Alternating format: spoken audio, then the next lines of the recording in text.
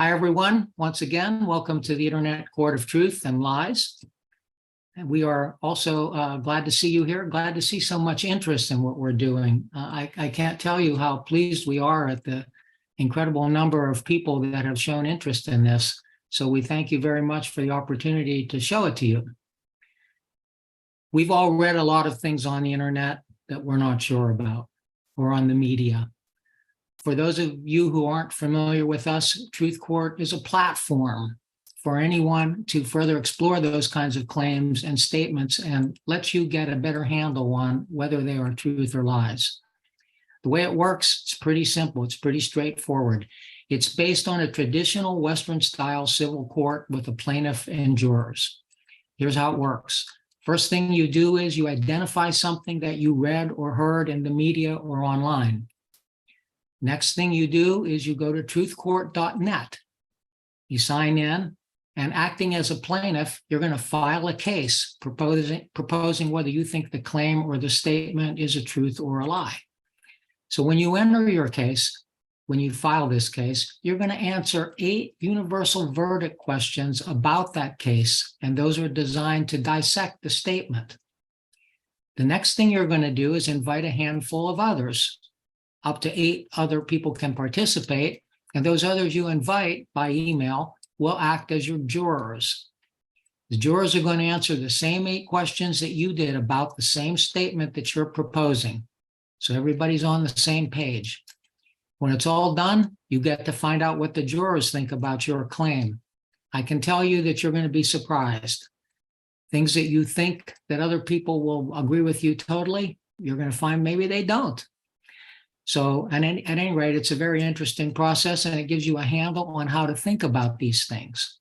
What's more, after you're done with all that, you can share it on social media. All you have to do is click a button. It's very simple. You can share it to whatever social media you like to use. Now, let me take a minute and tell you what we do and what we don't do. TruthCourt provides a platform for conducting these cases. Our role, TruthCourt's role, the platform's role, is solely to facilitate the process. It does not influence the content of the cases or the answers to the questions. The content, the verdicts, all of that emerge from what the participants involved in the case write on the case. What's more, any case can be retried with a different set of participants. You can, if you get several people who give you one opinion, you can retry that case with other folks and see if they have the same opinion. Only you have the ability to share that case's results. So for more comprehensive details about this, please go to truthcourt.net. You can find some links there onto some previous public trials on the homepage, so you can take a look at some of them. Now, today, I'm going to share for you a case that I entered. And I'm going to share my screen now, and I'm going to show it to you, and we're going to go through it. We have some jurors here on the screen with us, and they're going to act as my jurors, and I'm going to explain the case to you. So I'm going to do that right now. All right. And let me find it here. Sorry. Here we go. Okay. My case today is this is my third case about the climate that I've done, and this will be the last one for a while, so everybody's getting sick of climate cases, but this is my third case that I've come about climate change. And I've entitled the case, Climate Change is Out of Control. Now, let me give you a brief walkthrough of what you're seeing on the screen here. On the left-hand column, you see the status column. And this column, I'm going to zoom in on it a little bit so you can see it a little bit better. There you go. That's the status column, and that tells you what's going on with the case. The state is it's a trial in progress. The next step is we're joining a conference, the case date, how much time we have for the trial, the conference link, and this is an important one. This is where I put an invitation for conferencing, for Zoom. You don't have to use this, but if you want to invite people to do as we're doing today and share by Zoom, this is where you would put that. I can see I have 4 jurors that have accepted, and 1 is already finalized.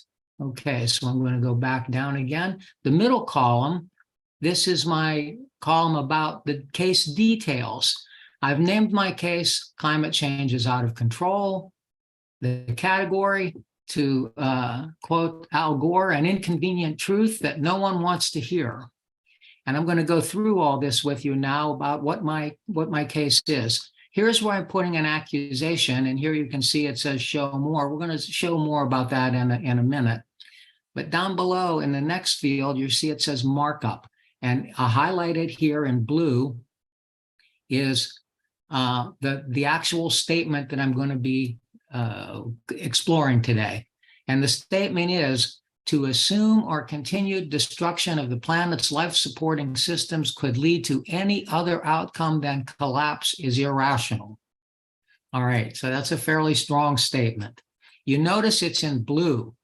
In markup, you have red for lie, blue for truth. I've marked this as true, and I'm going to qualify that a little bit later, but I think it's essentially true. Down here, I have URL. This is where I found this case, and it's the link to the publication that I found this statement. Now I'm going to go up here to accusation and do a show more, and we're going to go through everything that I'm talking about with you. All right. I'm going to start with a caveat here. This is no doubt alarmist in tone, what you're going to read below. The material presented is an oversimplification of the issue. I already agree to that. But I also think that it's undeniable that long-distance transport, smelting and melting of metals and glass, mining ores, making concrete and asphalt, all those things can only be done at the scale that our civilization does them by burning vast amounts of carbon. So that's my kind of caveat before we start. But here's what we found. I found this in a publication called Newsroom. It's an independent New Zealand-based news and current affairs site. And it carried the article that has that statement in it that I highlighted in blue below, and this is it. Right here again, to assume our continued destruction of the planet's life-supporting systems could lead to any other outcomes than collapse is irrational. This is written by Dr. Catherine Knight. Okay, and what she says, and I've excerpted some of the article for you, is there anything more terrifying than the prospect of global collapse in the near future? Yes. What's more terrifying than that? It's already happening, and we don't realize it. That's what she's claiming. Collapse, she goes on to define as an unmodified noun, refers to a complete breakdown of society as we know it, may be precipitated by climate change, but it could also be triggered by any number of other crises, including another even more brutal pandemic, a global financial crash, sudden energy disruption. She didn't mention, but there war or any number of other things could cause societal collapse. She goes on to say that the cause is academic because all these things are related in her mind. They're all symptoms of a single problem, which is that humans, and especially high-income nations, are overshooting the planet's ability to regenerate and self-regulate. And why are we doing this? She thinks it's because of it's fueled by our one-off bonanza of fossil fuels, which has allowed us to produce and consume more and pollute more than any other time in history. We know that in respect of climate change alone, we'll reach a point, she says, which disruption to the climate and planetary system can no longer be sustained. Scientists warn that surpassing 1.5 degrees centigrade could trigger a cascade of tipping points, which would irreversibly alter the global climate system. She's saying that if we reach a global warming of around 2.7 degrees centigrade, which is what she claims we're on track for now, and others besides her claim this as well, she's saying a third of the world will exit the human climate niche. In other words, a third of the world will become uninhabitable for humans. But long before that, she says, the geopolitical fractures will become evident. Surely, if collapse or the great unraveling, as she calls it, is happening, would we know it? She says not necessarily. That's because many of us, most of the time, don't think in systems like this. We hear alarming news items about this or that, but generally we don't connect the dots. We're so absorbed in our everyday lives, we simply don't notice the change at all until it's too late. Here are some examples that she brings up, and I'm going to very quickly go through them. earlier this month, and this was in July 2023, the warmest global average temperatures on record were reached. She says this is the hottest month ever, being since the Eemian interglacial period 120,000 years ago. Meanwhile, fueled by drought and high temperatures, forest fires in Canada rage on, historic records and historically large fires, smoke polluting all over the United States, the northern United States in particular. We all felt it, those of us who live here. So that's one of her examples. The other one is, the next one is, she says the pandemic is still going on. And if you've been reading the news lately, you can't miss the fact that the pandemic now is starting to make a comeback. There's a new variant. Nobody knows what's going to happen with that. So we still have that one to deal with. But she says that scientists warn that the number of new infectious diseases is really going to be a problem, that we're going to be living in closer and closer contact with animals, and something she calls zoonosis, infectious disease that jumps from non-humans to humans, is directly linked to continued habitat destruction. Her next example was that human well-being is measured by the Human Development Index. It's been in a decline for 2 years in a row, the first time since they started this index in 1990. This is a United Nations thing. So humans are not doing as well as they were. Infertility rates are rising in the industrial world. And she says that in New Zealand, for instance, 1 in 10 children are linked, having birth problems linked to microplastics and other toxic chemicals in the environment. She relates that New Zealand's ocean, in the oceans around New Zealand, 75% of commercially caught fish contain microplastics.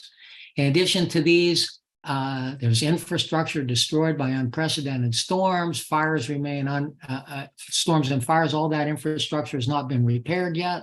The cost of insurance continues to rise. Some areas are being deemed completely uninsurable, and California and Florida are 2 examples. Groceries, rent, interest rates are at record highs. Homelessness is on the rise globally. Depression and mental illness have reached plague levels.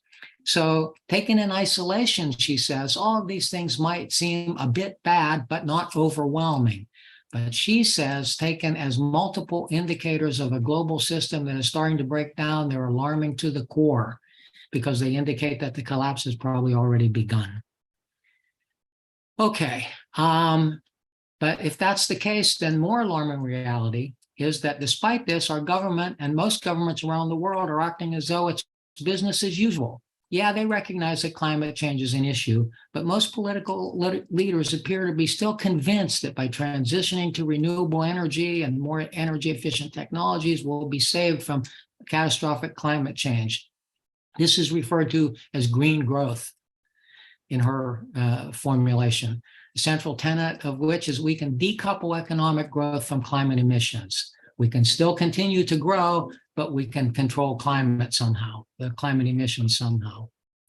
And she says that we're also ignoring other things involved in that type of thing. She says green growth is magical thinking, that it's not going to happen, but we're going to continue to deal with it because that's where the money is.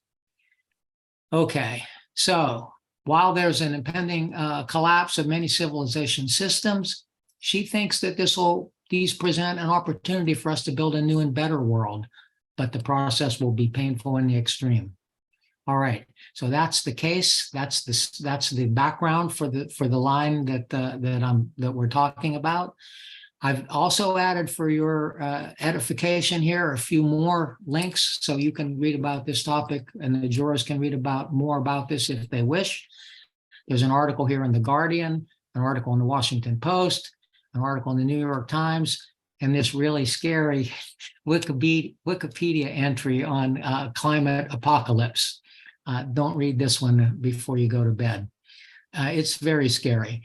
But at any rate, this is my claim again, that we're going to be trying to assume our continued destruction of the planet's life-supporting systems could lead to any other outcome than collapse is irrational. All right, I want to collapse this again, and we're going to go up to our verdicts. Now you see here are 8 questions that I answered, and the jurors are going to answer them as well. Here's my answer. Is it the truth? This claim here in blue. I say yes. Notice I'm not particularly confident. I'm only 35% confident. There are so many variables in this that it's difficult to say with absolute certainty. But I feel somewhat confident, 35%, that yes, this is the truth. The evidence related in the article seems to indicate we are in ecological overshoot. That means we're using more than we're producing, that the planet can produce. On the other hand, while these crises stated may indeed be interrelated, it's an oversimplification to attribute all of them to a single cause. Each crisis has its own unique factors and complexities that contribute to its occurrence. So I think we should bear that in mind. Number 2, is it the whole truth? I say yes. Again, I'm 35% confident. And I say here in my supporting text, the media plays a part in supporting the mirage of everything is okayism. Everything is definitely not okay. Is it nothing but the truth? I say, yes, pretty much. Again, I'm only 35% confident. Above all else, we need to be raising awareness that things are not business as usual. We need to penetrate through the miasma of delusion that our civilization is much too sophisticated to collapse. That's a big mistake. Even a casual familiarity with global history makes it very clear that other sophisticated and complex civilizations, I can name many of them, the Inca, the Maya, there are all kinds of civilizations that have collapsed. The Hittites, many ancient civilizations have collapsed. To think that we are somehow immune to this eventuality is ignorance and hubris at its most extreme. It can happen to us. What's the deceit? Well, while this statement is made in an alarmist tone and the reasoning stated in the article relies on cherry-picked examples and something of an oversimplification, overall, it's mostly not deceitful. Again, I'm 35% confident of that. The deceit is not this statement, but rather that everything is okay, and that our political systems or technology will fix the problem. Everything is definitely not okay. And neither the market nor democracy nor technology will get us out of this. We're in deep doo-doo, folks. Is the deceit intended?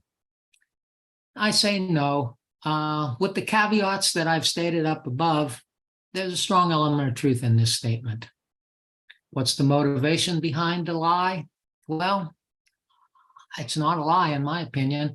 The motivation is to give warning and to inform, though the article's alarmist tone and oversimplifications are counterproductive. I'm pretty sure of that, about 75%.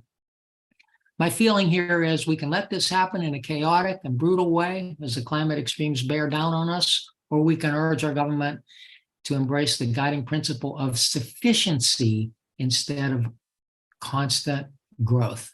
Sufficiency in all its economic policies while shoring up the social infrastructure. We need a government that believes in sufficiency, not perpetual growth. We will need to promote and support the well-being of all, including the most vulnerable. What's the social acceptability of this? I think it's acceptable. It's a potential terrible truth. We must square our shoulders though and face it together. We must also be aware of oversimplifications and strive for a nuanced understanding of these issues. What label would improve it? Well, I would put this label beside it. And what this question means is if you saw this phrase here and highlighted in blue somewhere and a label could be put on it to kind of qualify it, what would it be? This is my label. The statement is substantially true, but it doesn't take into account many nuances of the underlying claims. So my supporting text and my final comment is, above all, prospective collapse is an opportunity. Just like a life-threatening illness, it should stop us in our tracks to fundamentally reevaluate what really matters in our lives. For most of us, I know for me, it means sustenance, warmth, connection to those people that we love, the ability to find joy and laughter in everyday things. We have to reevaluate how we're living and realize that we can still have meaningful but simpler lives, which don't cost us the earth. So that's my case. And I can see now, I'm going to pop over here and show you in the status bar. We have 4 jurors accepted. We have 4 jurors finalized. That means all the jurors, while I've been speaking, have been doing their job. Before I go through all the answers, does anybody want to make comments about any of this? I'm sure that's not everyone's going to agree with my claim. Yeah, I'm gonna say that for the one that I was looking at, I think I agree with you about the statement, but that other person's article, I think, was 1,000 other things to agree to, and very, very difficult to believe that that guy was referring to all the things that she was referring to. Which article was that? Is that one of these links? Well, the one that you were reading off of. Yeah, that's the woman. That's the New Zealand news article. Yeah. Yeah. But the guy was saying something very direct about climate, about the chaos in climate change. Yeah. And I'm good with that. And then some of this other stuff I'm not so good with. Well, that's a fair comment. Anybody else have anything they want to say? Yeah, Frank. These sort of complex issues are always difficult to get one's head around. And so the fact that there can be a range of opinions, I think is pretty normal.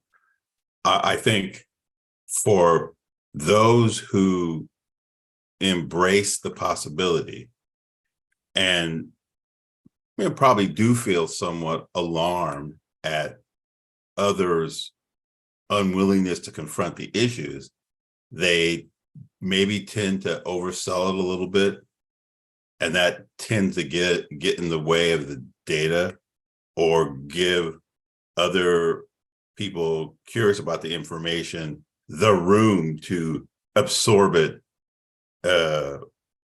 without some of the passion. And I can understand the passion. I think that's reflected in a lot of these articles, but I do think it gets in the way and makes it very easy for the counter arguments to take root. The passion creates an opportunity to try to knock it down. And I think that's a problem in any complex social issue. And this is just another case. Okay, very good. All right, very good.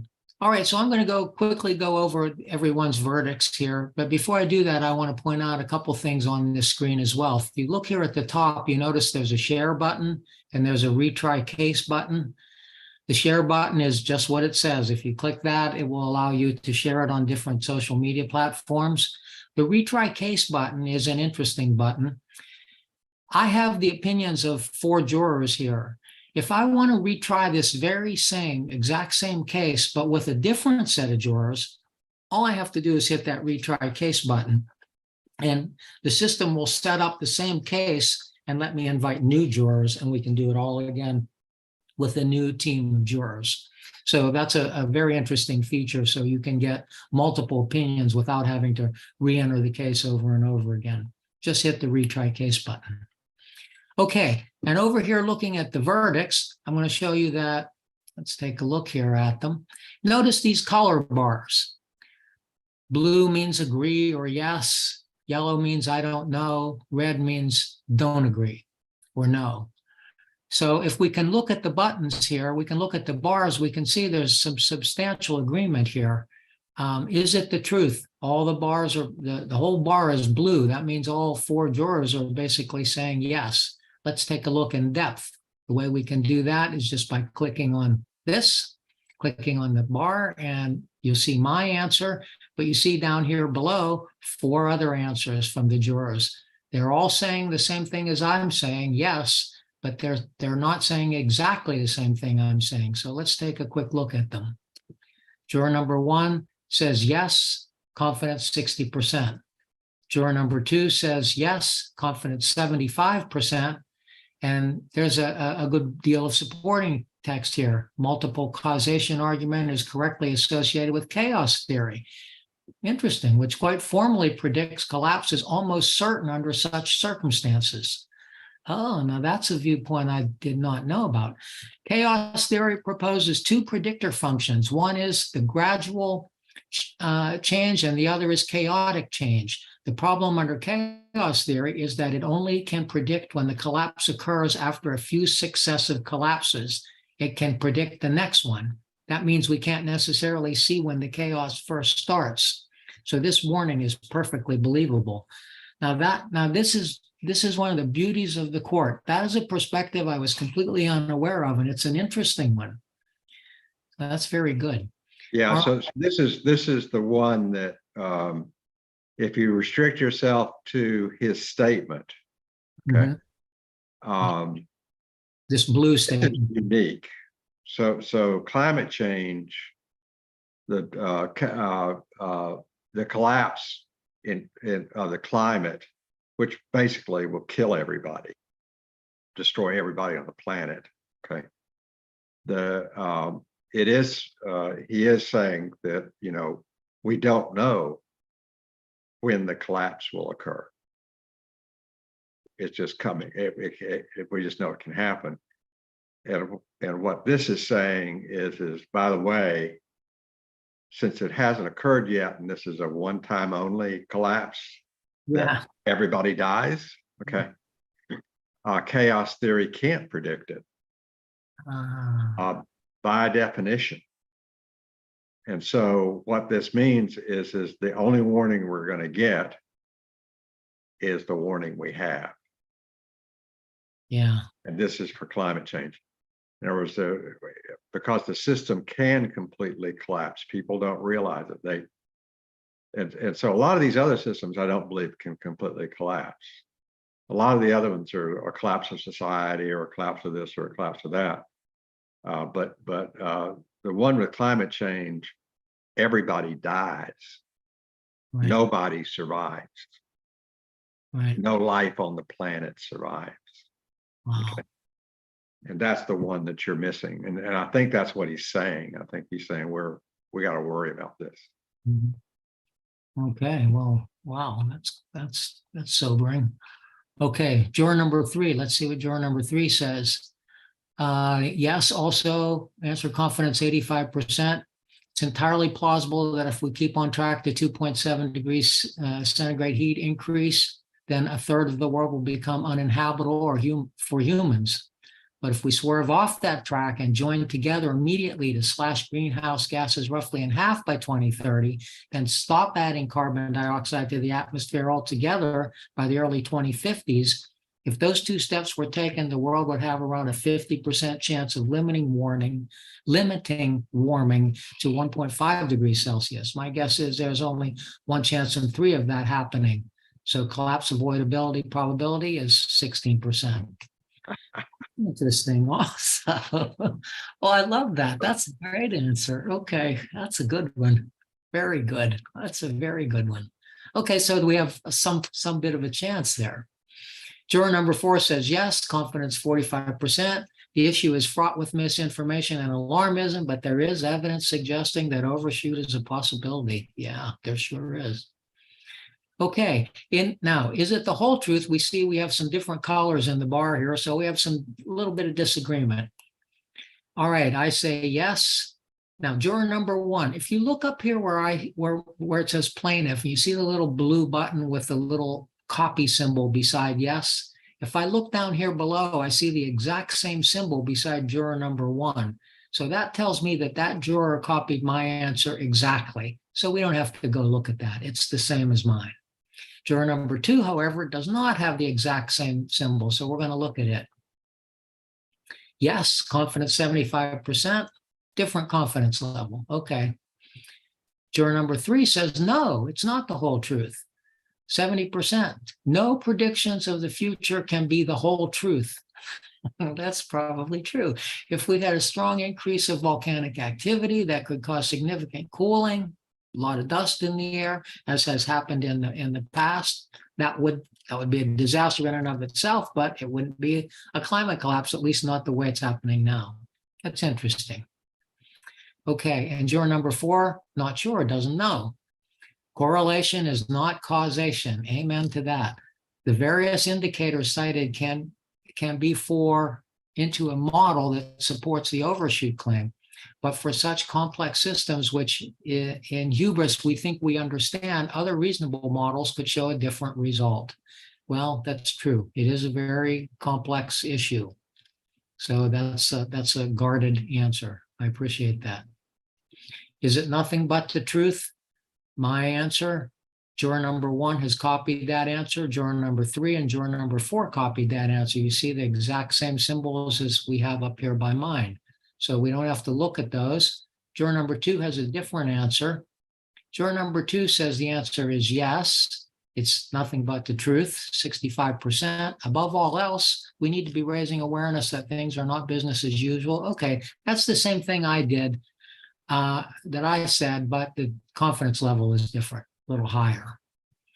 Okay, what is the deceit? Everybody copied my deceit exactly. So that's, you can see the symbol is identical. This symbol and all 4 jurors, so we don't have to look at them. They're the same as the one I already went over with you. Is the deceit intended? Again, 3 of the 4 jurors copied mine exactly. The 4th juror, yeah, this is interesting. Says also agrees that it's not intended, but the information provided is likely accurate, even if presented with openly stated bias. Okay, I go for that.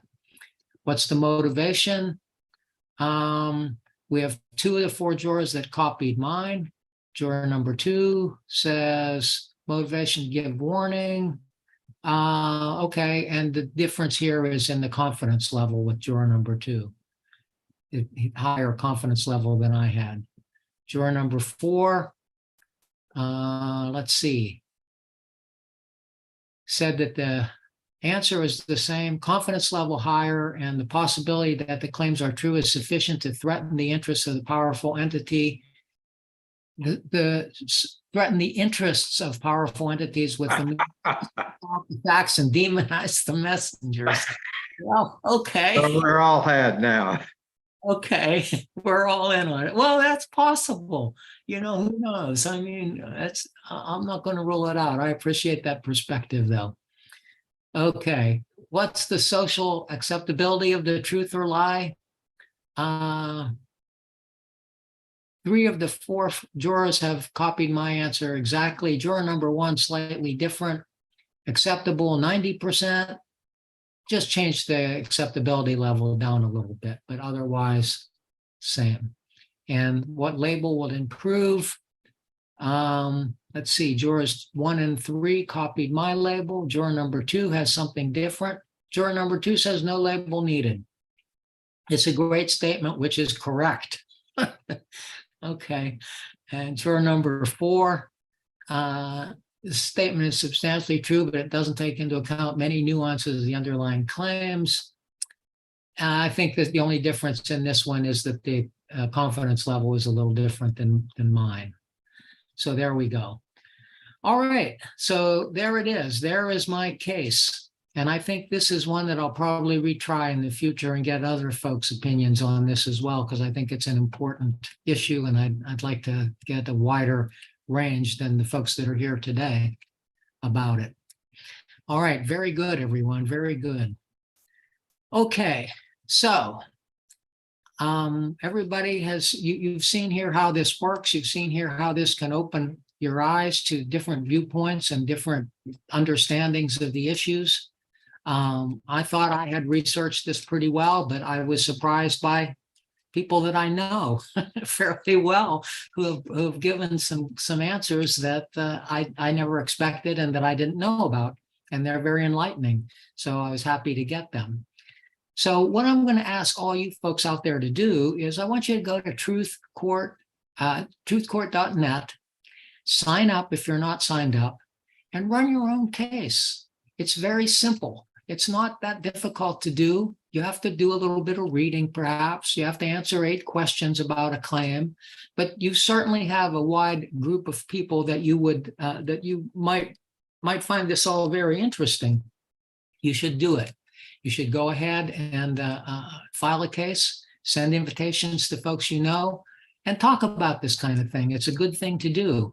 And what this does is that it gives you a structured way to approach a comment or a statement that you read or hear on the media or on the internet. And the structured approach, the 8 questions, everybody's on the same page. Everybody has to answer the same 8 questions. And that is important in trying to take apart all these things that we're hearing that we're not sure about. The structured dialogue. It's a very important thing. All right. That's it for today.